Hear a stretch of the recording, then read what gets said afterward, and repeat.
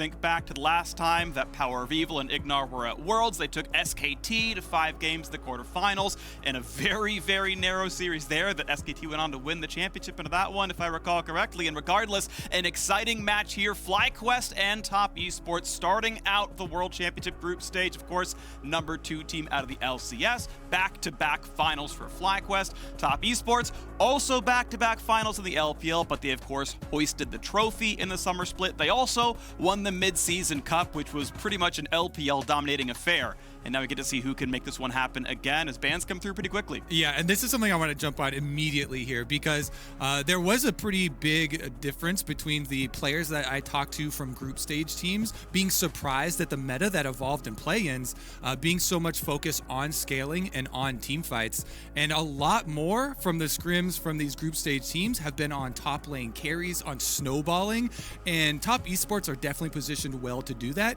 But with 369, but even so, they ban out the Shen that Solo kept on blind picking for FlyQuest in playoffs. He was willing to play tanks top side, weak side here for FlyQuest, and was able to draw out that early ban. Now, Lilia first pick here for Santorin. I know Lilia got a lot of flame in the play-in stages, but I think that was more towards the teams and players' usage of the champion. FlyQuest have been very good at designing level 1s, going after those early Raptor invades into red side counter jungling. So Santorin having that one is definitely a big opening here for FlyQuest. Plus they get that Syndra. Huge. So in the LPL playoffs, there was like a 75% ban rate on Syndra against Knight. You were not allowed to give him this champion.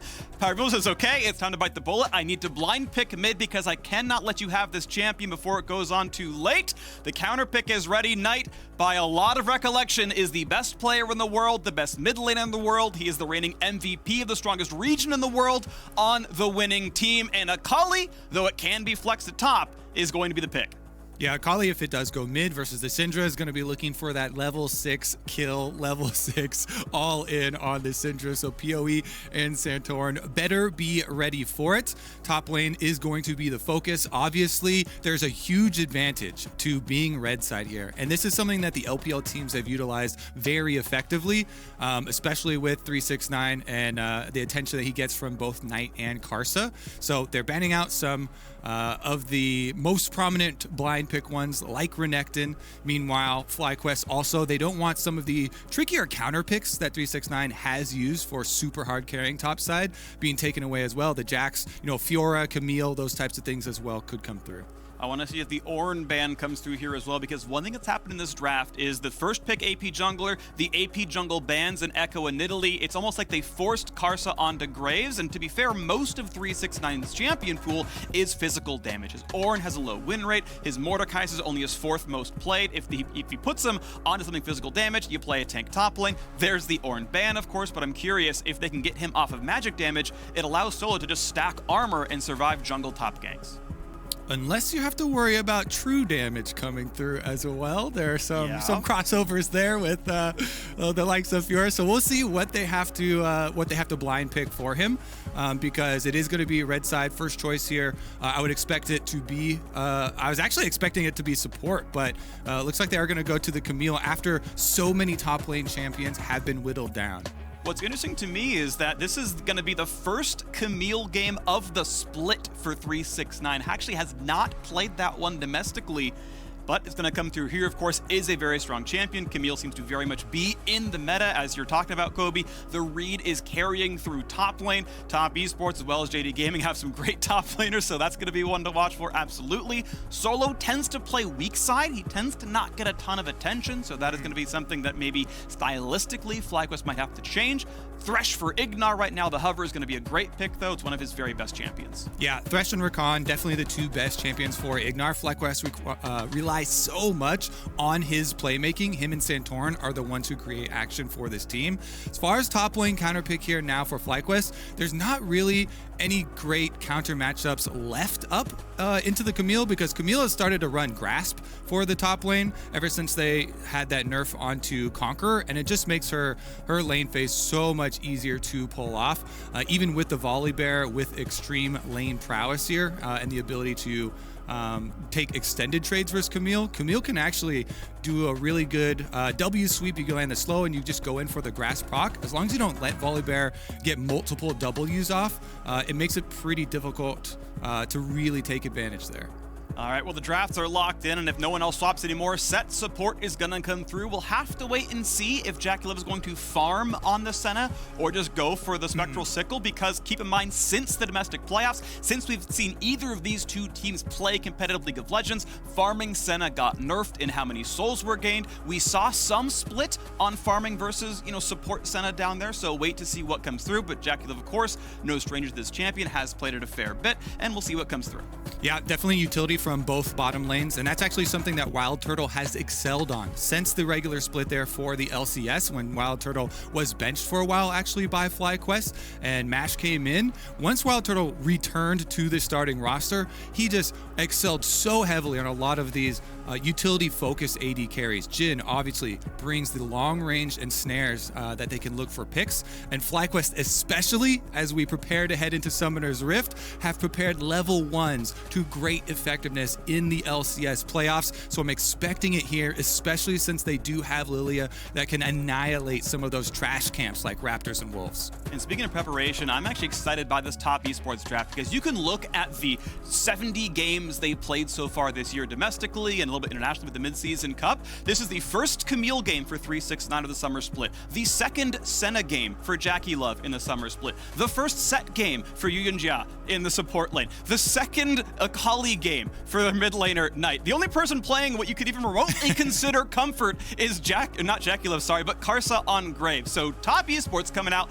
in their first game of the World Championship bring up essentially 4 new picks, what you could reasonably consider 4 new picks here, up against FlyQuest, a team they are expected to beat. The power ranks have these teams very, very far apart, but it's going to be an exciting game regardless. There's a reason that the flexibility of these players was highlighted by the analyst desk, and that just gives you so many options when trying to craft these team compositions. Going to be a whole lot of fun. As you mentioned, though, the level 1s from FlyQuest. Santorin is the first Blood King of the LCS. There's about 3 junglers worldwide with a greater than 50% first blood rate. Santorin is one of those 3.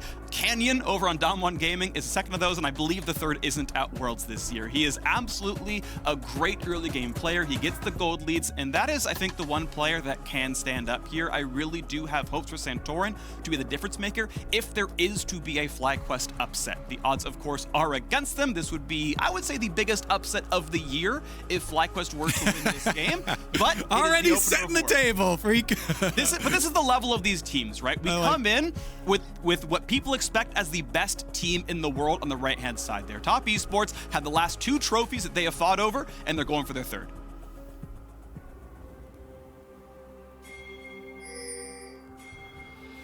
And Summoner's Rift, the Summoner's Cup is on the line. Here we go for the first game of group stages in Worlds 2020. FlyQuest, the number 2 team out of the LCS, and Top Esports, the number 1 team out of the LPL, and the tournament favorites are doing battle here onto the Rift.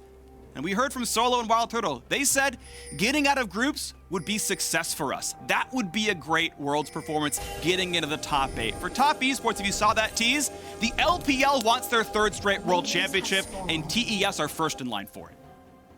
And we see some defensive warding on the bottom side here with the little pixel brush from Top Esports, and the hover there for the possible Lilia delayed invade. They went through with the early sweep to make sure there were no wards and placed a ward of their own. That wards ensures that they'll see if Top place 1 later into it, and will be known for the start here for Santorin. As we said, Lilia can annihilate this Raptor camp because of the AoE and the burn in the kit, also being able to kite very easily. This is a move from Karsa, though, trying to answer, dashes over the wall immediately to try and get the buff for buff. I don't believe he was seen on his way over, but this is going to be level 2 versus level 1. If Lilia shows up to fight for blue, Santorin did not burn his smite. If he's here on time and the blast plant lets him do it, Karsa is going to be outsmited. He's going to be outstatted. Santorin knows the blue has been taken. He knows what's going on right there. And Karsa, you talk about level 1s in champs like Kobe. Yeah, well, it's gonna reset. But regardless, it is a full camp lead for Santorin. His entire jungle's up for him. Yeah, and this very frequently can happen with Lilia. That's why people were so surprised at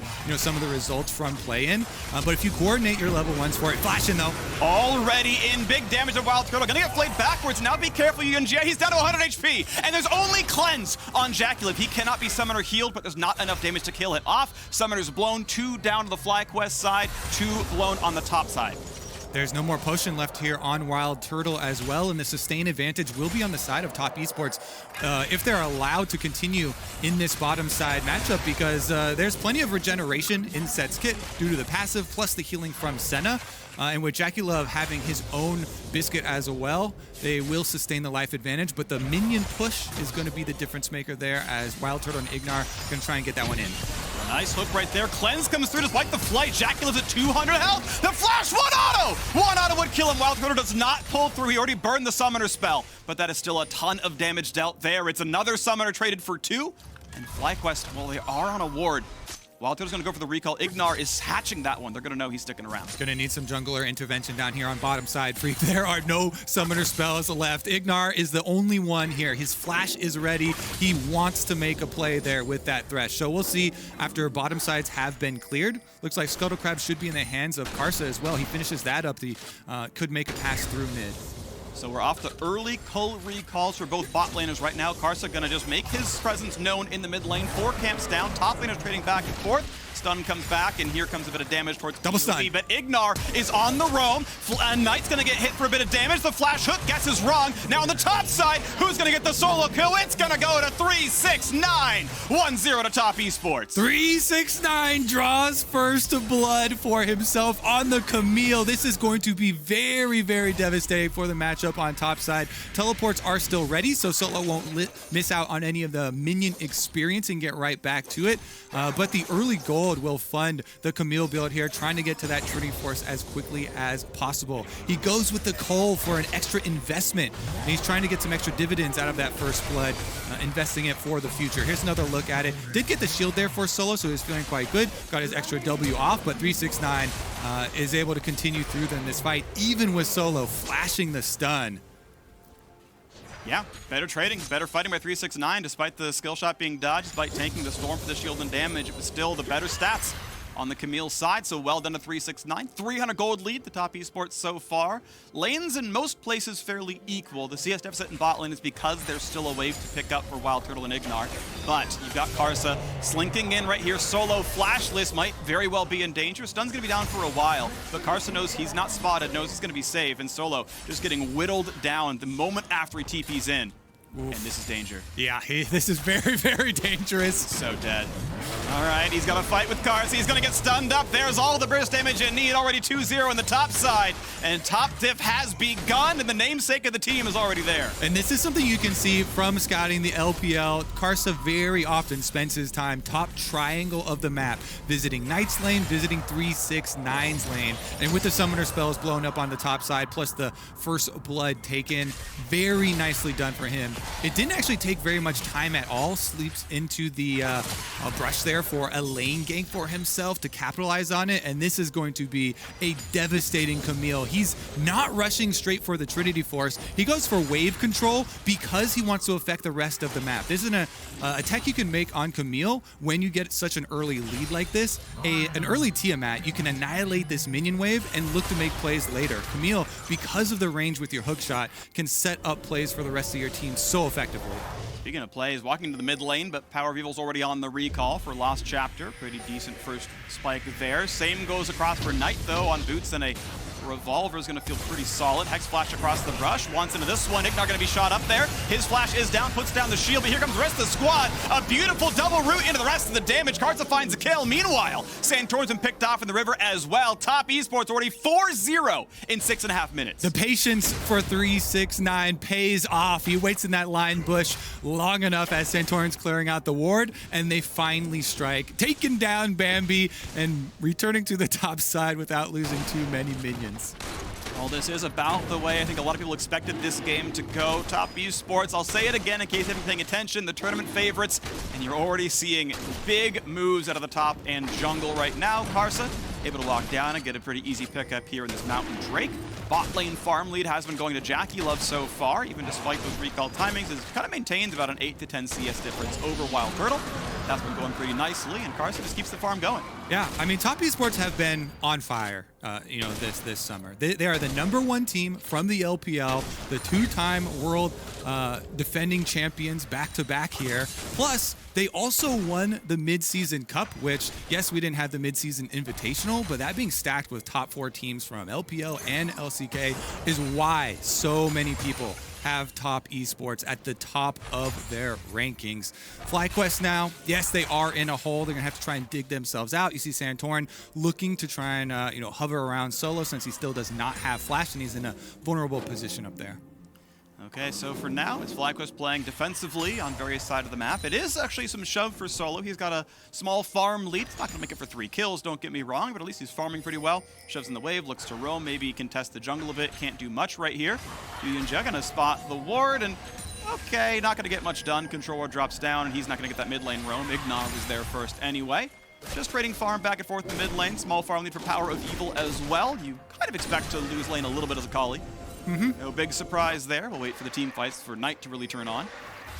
Yep, and he's looking to use his ult. They find a root, they're gonna find a sleep, they're gonna find the ulti. Should be a pretty easy flay, but the ulti gets him out. The stun's gonna land, he needs one more spell. Can Knight fall? Santorin wants in, gets the Q, jumps in, but Karsa's there too soon. And FlyQuest cannot buy a kill. Karsa's still in the chase, gets away from the Q, hooked in by Ignar, but the rest of the squad is there. A nice pull, land a kill for the support, and out goes FlyQuest, but for how long? Solo gonna ult to safety, and another fight goes 2-0 for Top Esports. Jackie Love on the roam timer from bottom lane. You see Wild Turtle's alone down there at the turret, but Jackie Love, because he roamed towards mid, was able to arrive with the heals for Knight. He does not go down, saves his flash as well, despite getting chunked out and hit with that extremely long-range stun. And because of TES just playing so well around that mid skirmish, they have exploded in gold lead here. Only 9 minutes. They've got a giant gold lead plus the Rift Herald, which is guaranteed at least 2 more plates. And with top turret already down to only 3 plates left, you can also probably go get first turret bonus with that. Here's another look. Ignar, though, he's one of the players with the lowest duo proximity. That's time spent near your AD carry, so he roams incredibly frequently. He was able to get that hook to start it out, and PoE did have the follow-up stun, but as we know, the heal came in, Knight didn't even have to flash, and TES, they have been sacrificing some minion waves, mostly here for 369, roaming around to help make these plays, but the plays have been so worth it for them. So Top Esports are the best early to mid-game team in the LPL. They have the highest gold lead in the league at 20 minutes at 1,400 on average.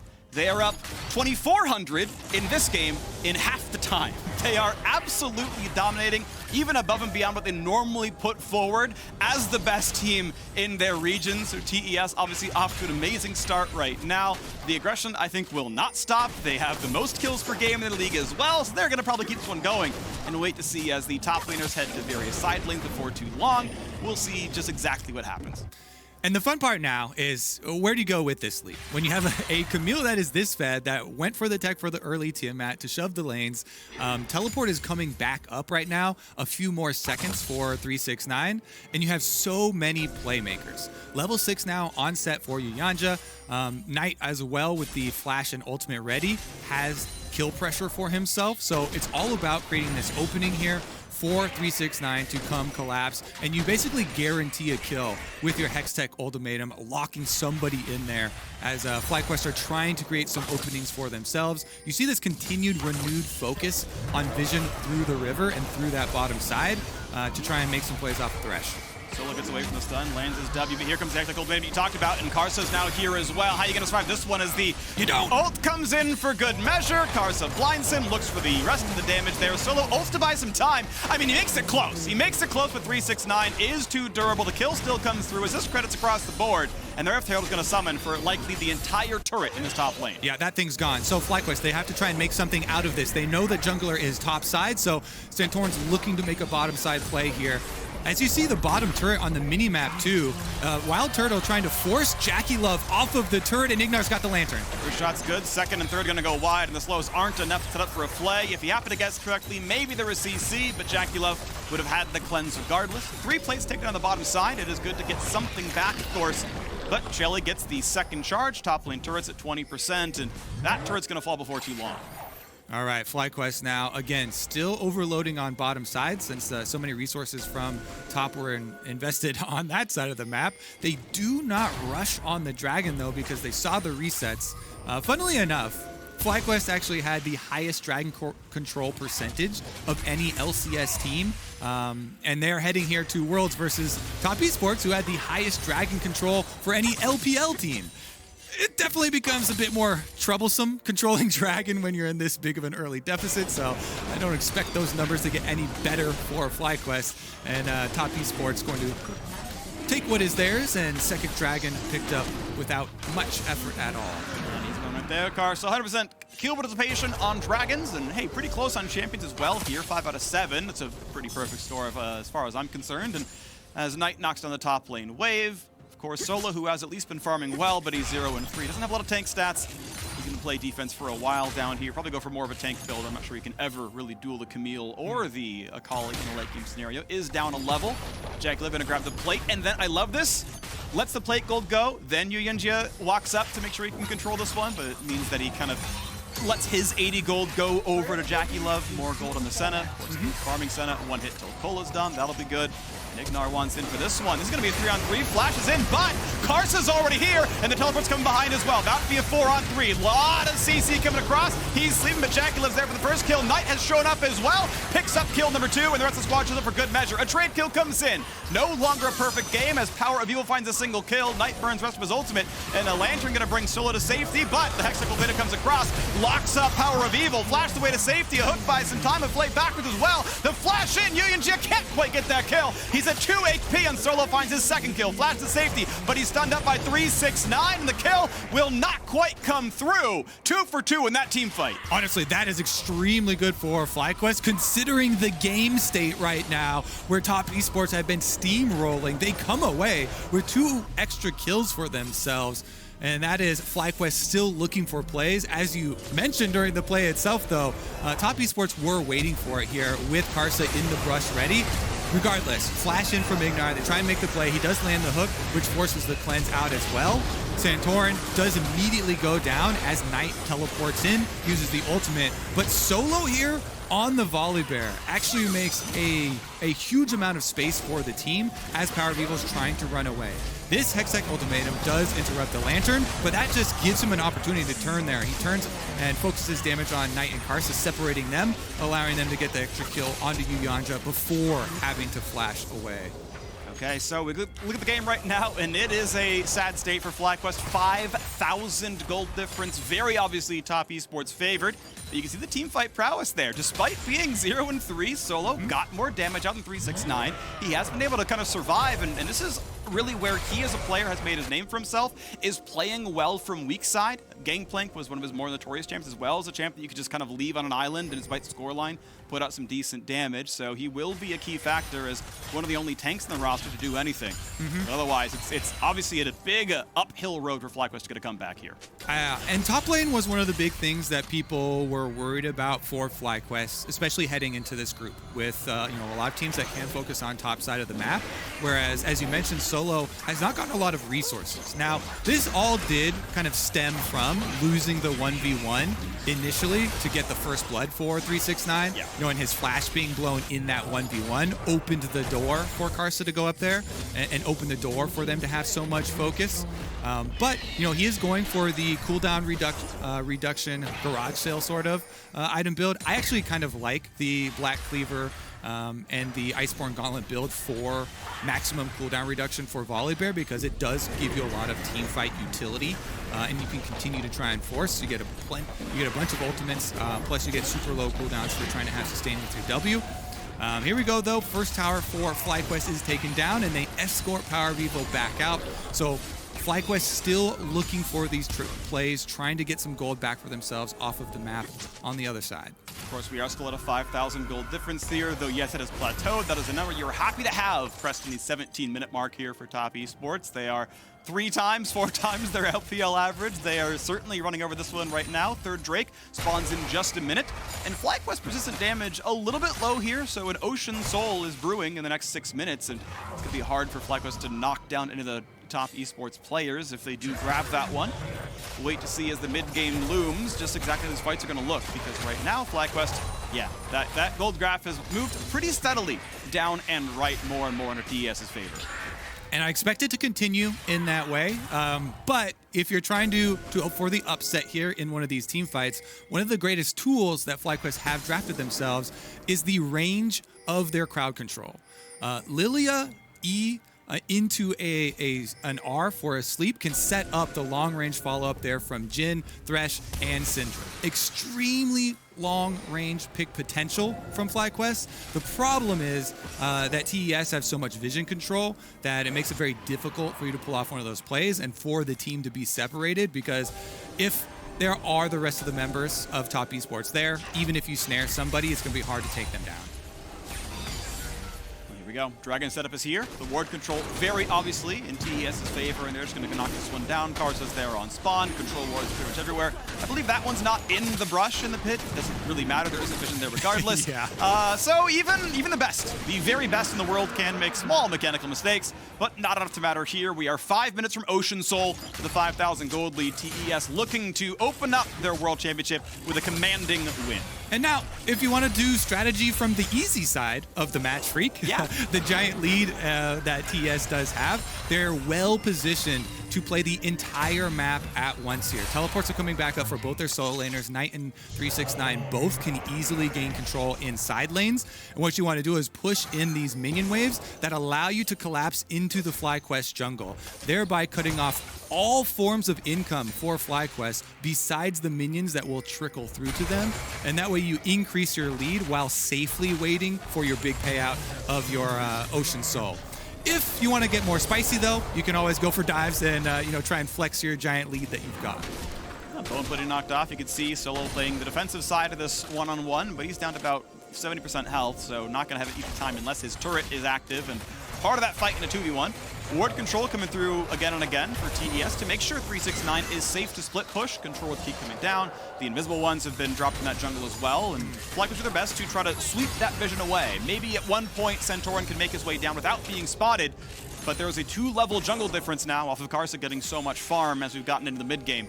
It's going to be tough for those fights to even go well. Yeah, honestly, as I said before, I think the best hope for FlyQuest is Santorin continuing to throw out these seeds as at Top Esports. If they decide to try and play the whole map like we're talking about, to try and starve you out, push all 3 lanes, then you just keep fishing with your seeds, try and find a pick on one of the members that is furthest up, and there we go. That is a hook. That is Cleanse not doing enough. He could go to sleep, but there's not going to be enough of a re-engage. It's going to be easily blocked shots right here, and he kites away because Knight could have hit him with the E.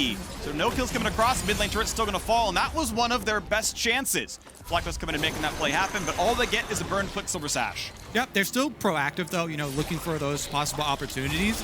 And I really like to see the cooldowns immediately expended when they do have a possible pick here. Even with Karsa being able to escape that one, FlyQuest do try and fight back for themselves. TES though, the Baron is up. Oh, teleport, so they're going for the 2v1 on Solo. Here comes the big fight right now. Solo cannot get out, gets away from the damage, but there's still a 2v1 as Knight wants the easy kill, claims it there. As a 2-on-1 kill comes down to the bottom side, these solo laners will not be stopped. They're both deathless. And they could probably get this turret as well.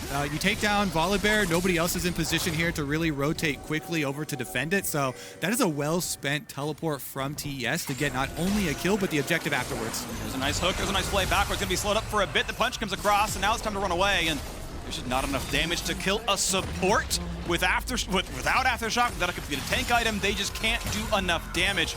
FlyQuest is bleeding out the map more and more. It's 5 turrets to 1. It's 10 kills to 2.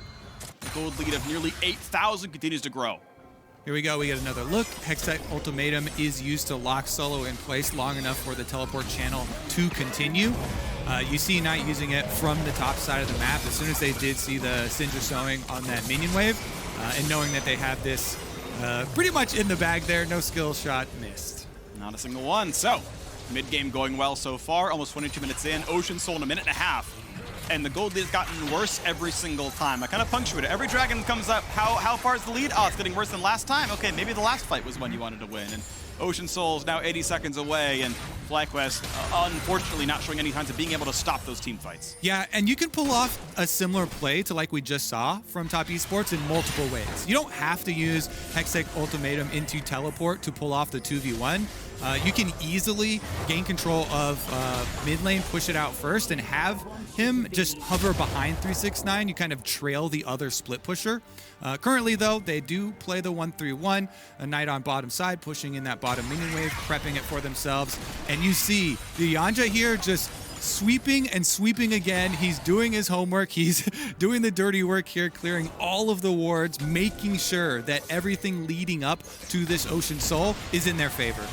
Lantern forward, going to bring their jungler to safety as the bottom jungle now begins to belong to Top Esports. A bit of poke comes through, can't quite knock off the edge of Night Veil, but PoE will lose his Banshees from a janky love Q, and the contest of the bot river begins. 20 seconds till the spawns, teleports come in, it's time for the fight, the 5-on-5, but somehow FlyQuest must find a way to win. Top Esports, though, in such commanding position. Knight waiting in a brush. Here comes the play. The dunk backwards brings in Solo. You can jig it the big stun across the front lines. That's going to be a stopwatch burned already. Knight still safe. Finds Solo. Finds the first kill. Time for number 2. Gets it as well. A double kill now for the LPL MVP. Gets in a wild turtle. Gets right back out. A clean 2 for 0, and Drake is ready to be claimed. Yeah, that's going to be Ocean Soul for Top Esports. See how quickly they can try and push in. Wild Turtle does follow it up with a snare, but there's just no damage left here for FlyQuest to try and capitalize. Sustaining 2 deaths here on both frontline members. They cannot commit to any further fights. And Top Esports going to claim that Ocean Soul, going to claim the jungle for good measure. Wild Turtle gets 8 gold, killing a Raptor. Nicely done. You got it back there, but honestly, this has been keyboard diff, hand diff, and even macro diff this entire game. And we did hear, from Solo in the video right before this matchup, his main focus was on learning from these top teams here at Worlds. Let's take another look at the replay, though. Knight, they had just swept that brush, so you knew nobody was in there. Yanja does get the ultimate into the Facebreaker, double stun for himself. And Knight kills Solo there after ulting over into the wall, saves the Shroud so that while he follows over into the rest of the members of FlyQuest, he has the relative safety of the Shroud, picks up the second kill for himself without really overextending or needing to use his flash again. You can see the XP difference, of course. The gold one's easy to see in the top of the scoreboard. Thank you for the XP pop as well. Obviously, Top Esports earning more gold and XP income here as well. They've now got a ton of extra regen as well to make the fights harder. Now, a one-shot pick can still happen. Realistically, if you're going to burn someone down from full to dead in 2 seconds, you're not getting much out of Ocean Soul, but that's kind of the only sort of team fight or only sort of battle FlyQuest can find for themselves. Jackliv playing safely enough, though, and look at this. A 2-man attempt. Set jungle very, very tanky. Graves no problem as well. Solo wants in on a 369. He'll get himself the shield, and the rest of the squad is coming across, but a well-aimed hook shot gets him away. 369 completely safe, still deathless. He's on 2.5 items. No problem at all in the side lane as the rest of TES show up to claim this Baron. Still inside a Flag of War. Finally, Scarlet Bloom burn. Now here comes the attempt for the fight. TP comes in for 369. And will they disengage or will they play this one as well? A stun's going to find him down to half HP. Ocean Soul will not reach until you deal damage to somebody, so knocks on a ward, gets some health back up now. Baron is still being leashed. Karsa's still hitting it. It's getting lower and lower. He can go for the smite pretty soon. Can Centaurn get his way in? Does not have flash. Here comes the team fight as well, though. On the front, they shut down Knight. Onto the back lane we go. Sleep on the Yuanjia, the Baron. Not going to be picked up, so it's a 1 for 0. The flash in. Turtle finds out the kill, but it's a 2 for 1 so far. In comes 369, and he's going to want kill number 2. On to kill number 3. One more for Jackala. Finds it. The 3 for 2 team fight now, and it's time for FlyQuest to run. They stop the Baron, but the team fight still goes to Top Esports. Ocean Soul giving so much sustain to Top Esports that after losing those 2 kills, they can still return to the Baron here. Jungler dead on the side of FlyQuest. Definitely a valiant effort from FlyQuest fighting off that Baron into the Ocean Soul, and they don't have too many choices left. They're still going to throw another Hail Mary here as PoE comes around the side to try and check. Jacula looks to spot out Power of Evil. He knows that Syndra is flashless and has to walk away in a 2 versus 1. He's still chasing. 2 autos will kill, by the way. He's running quickly with the Yomus, but as the squad comes around, Santorin blocks him away. Knight gonna not find this either, but Karsa able to very slowly knock down this one, picks it up. No sneaky W's from this one. Wild Turtle will not get that steal as the Baron goes over in top esports and continue to claim just about everything in this game.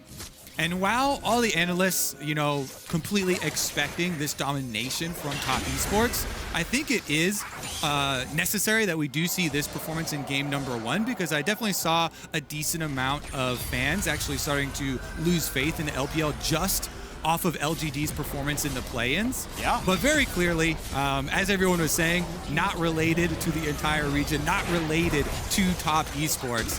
Firing on all cylinders here, performing at the very top. Let's take a look here, though, FlyQuest, because considering the gold deficit that they are in and facing the Ocean Soul, look at how they actually play this team fight to acquire a couple kills for themselves. So Karsa, with the Ocean Soul, knows he can just keep leashing this Baron. They're looking for the opening to try and get one of these key members here for FlyQuest, and once Knight decides to go in, he just gets immediately popped by Power Beat. And that's one of the big plays here for FlyQuest that make this as close as it even was. Turtle then flashing in. 369 says, I've got a flash too. Immediately flash follows to get that stun onto Turtle. In exchange here, we're back to live with the Baron buff. That was really clean. The hookshot flash, get it around Ignar. Oh, Turtle keep him in there. Says, hold on. I'll clear you support first, then I'll finish you off later, and gets them all for it. That was beautiful. Now Solo dropped dangerously low. Gets a shield, walks away, but he's almost tower diveable. Top lane's gonna fall for sure. Inhibitor laid bare on the top side. Knight still splitting in the bottom lane. Level 16 on the Akali.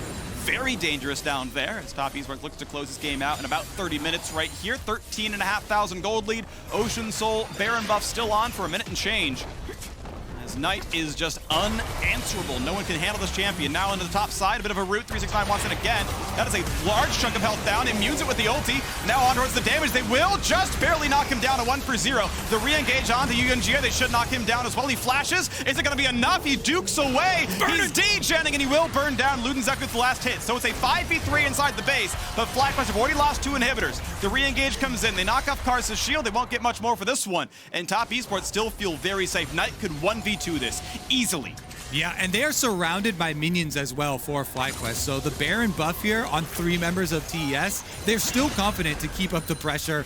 1 inhibitor left standing here for FlyQuest as they make another good counter punch to try and force TES out of the base, but Knight's not done.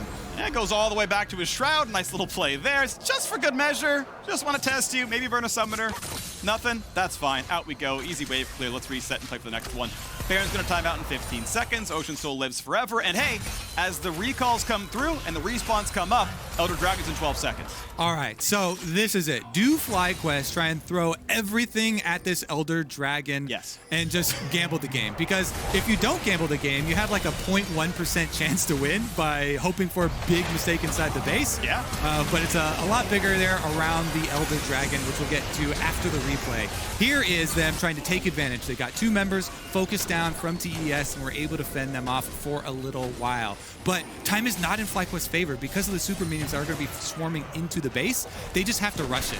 This is a very bad position to be in, but you have to force. Well, mid's been pushed in, so Knight could just go to end the game into the mid lane and force the retreat out from the squad as there's a lot of brushes to hide in. Cars are going to walk around, starts the Elder Dragon, and time is getting low. Time is getting lower and lower. A big pick right there, nearly knocks down 1. Knight's coming across with the flank. Already Santorin is gone. How about the re-engage? Ignar flashing over the wall. Knight is on the chase. He's going to find some marks. He's going to find some gold. He's going to find some kills. There's the unstoppable kill for Karsa. Solo's next up on the board. He's not going to survive this one. Knight's going to be in range for a Q in a second. Gets with the auto attack and a 3-for-0 cleanly and easily in the FlyQuest jungle. It's time for Top Esports to close this game out the way people expected. A commanding victory over FlyQuest. Top Esports determined favorites. 369 dives on the fountain for good measure. KDA stacks trying to come through. He will die again to the fountain. The 30th member for FlyQuest will find a single kill, but Wild Turtle is left alone to watch as his base will drop, the turrets will fall, and with 1 HP left, even the 80 carry will live. The shots come through. They're not going to matter. Top Esports start the World Championship group stage with a dominating win over FlyQuest. Last year, Knight was the greatest player not to attend Worlds yet. And congratulations now, as you are both at Worlds and undefeated. I will say, he is now the best player at Worlds, most likely for Knight's sake. Congratulations there. We will probably see many more of these over the weeks in the days to come, as they're going to go ahead and bow to the audience and maybe walk over and fist bump FlyQuest. We'll see. Still an incredibly well-played game. The top lane 1v1 around level 4 was obviously very, very good. 369 did a great job there. Cards showed up for round 2.